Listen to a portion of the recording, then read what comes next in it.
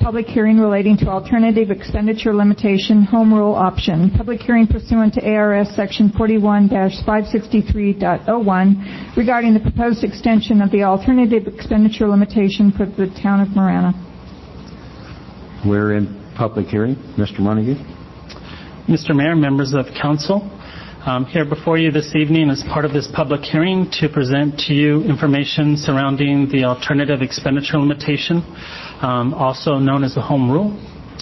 What I'll do is I'll provide a little bit of background, really for reference for everyone, again, about what the state-imposed expenditure limitation was, what it was intended to do, some of the options that we have as a municipality related to that state-imposed limitation, specifically adopting an alternative expenditure limitation, also known as the home rule option.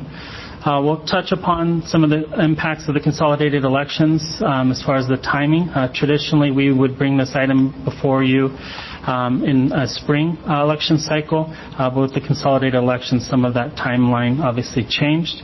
And then talk a little bit more, present kind of basic information about the overall timeline. So what is the state-imposed limitation?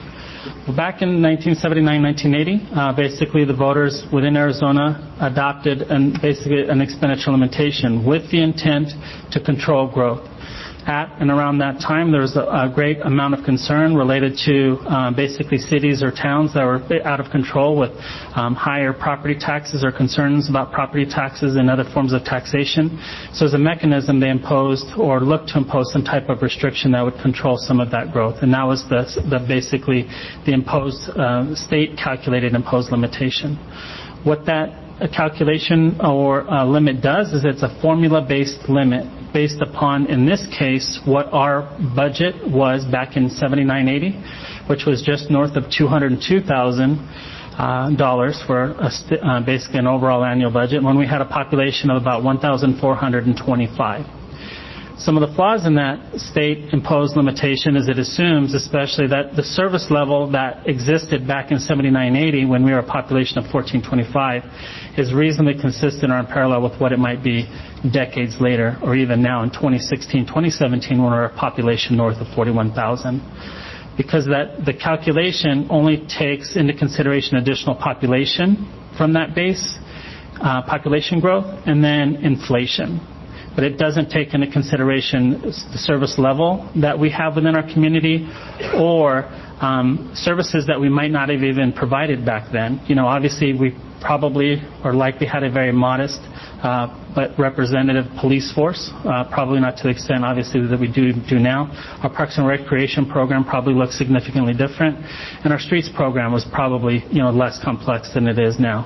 All of those things really drive what the needs from a community and being able to allocate resources based on the local level, and that's really what's important and what home rule will allow you to do.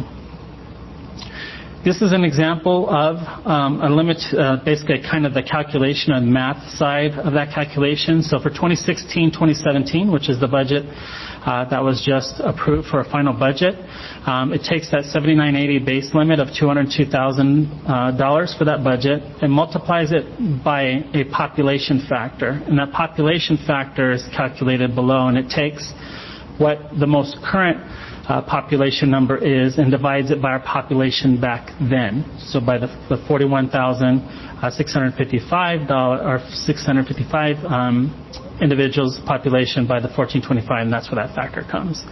Then it multiplies it by an inflation factor, which gets us to $17.3 million. Would be the state-imposed calculation for next fiscal year. Just to put that into perspective, the general fund budget, excluding contingency alone, is $43.4 million. The general fund alone. We're anticipated or budgeted for next fiscal year to collect $37.3 million in sales tax. And sales tax is one of the forms of revenue that are considered local revenues and are subject to the limitation as defined. So obviously with a state-imposed limitation, what it require is that we wouldn't be able to spend those sales tax revenues if we were obligated by the state-imposed limitation. So what options do we have, or what are our choices? Obviously, there are a few tools that we have, or options that we have. One of them is an alternative expenditure limitation, also known as the home rule. And what that does is it allows the municipal, local government at the local level to basically establish the budget based on existing and available resources, consistent with sound business and budgeting practices, as we have obviously every year since 1985 or 84 when it was first, home rule was first adopted.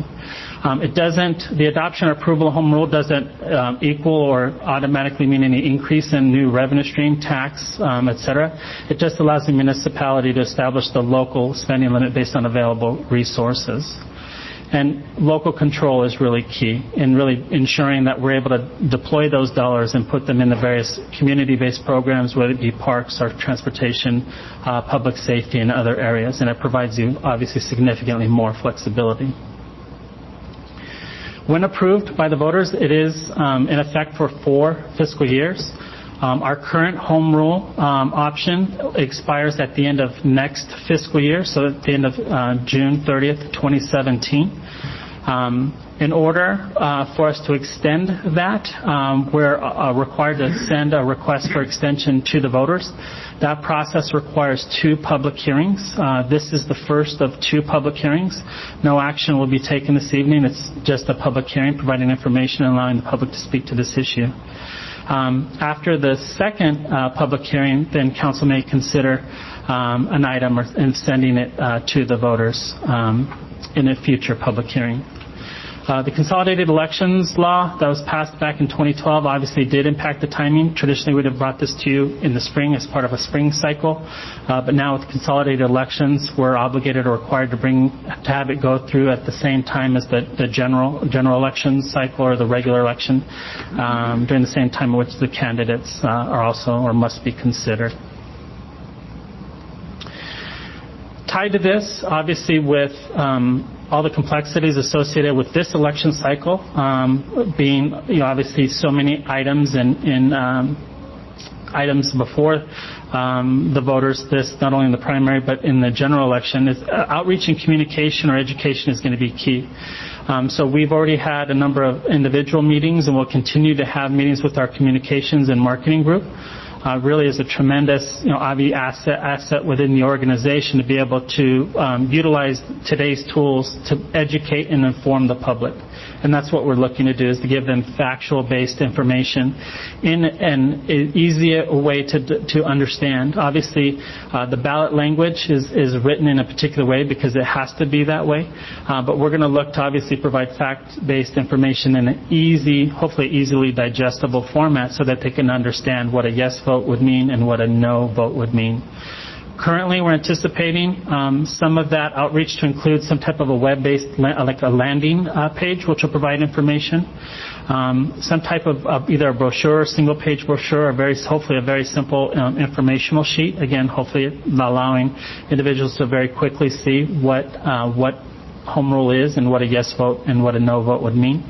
And then utilizing the various tools. Obviously, as technology grows, so does our reach and how we communicate our message, and not only the traditional public meetings, but also obviously social media and any other means that we are allowed to utilize in accordance with state law, and ensuring that we obviously comply with state law, not incurring any costs or spend monies to basically drive a vote in one particular direction or another. We're looking to provide education and information out to the public. So with that, what was required is obviously to publish in a paper of general circulation the notice of this public hearing that occurred on June 9th and the 16th. This is the first of 2 public hearings. The next public hearing was properly noticed as well and will occur on June 28th. Should, after the public hearing, Mayor and Council have the opportunity to consider an item, a resolution sending the item to the voters in the fall. Should that occur, then we'll be busy working on the various schedules that are going to be required to submit to the Office of the Auditor General. We'll submit to that by no later than July 9th. We will have some type of call for arguments for and against, and those will be received earlier in August. We'll need to complete the publicity pamphlet Obviously, we'll work closely as we have with the clerk's office and obviously the various local officials related to the timing and delivery of those items. Distribute those publicity pamphlets and also the early ballots, and ensuring that those are obviously distributed in accordance with all of our requirements and time frames. The election, we are looking to send it to the general election, which will be on November 8th, and then at the next regular meeting, whenever it can be canvassed, dependent upon the length of time that is required for the county to ensure that all of those ballots are counted and they go through their process. Obviously, this hopes that it'll be completed by the end of November, but it could carry farther than that. So with that concludes some basic information about the home rule, what it is, why it's important to a growing community like ourselves. Tonight is the first of 2 public hearings. And with that, I'd gladly either entertain any questions or step aside and allow the public to speak to this issue. Any questions from council? Anyone from the public wish to speak to this issue? If not, we're out of public hearing. Thank you. Thank you, Mr. Montague.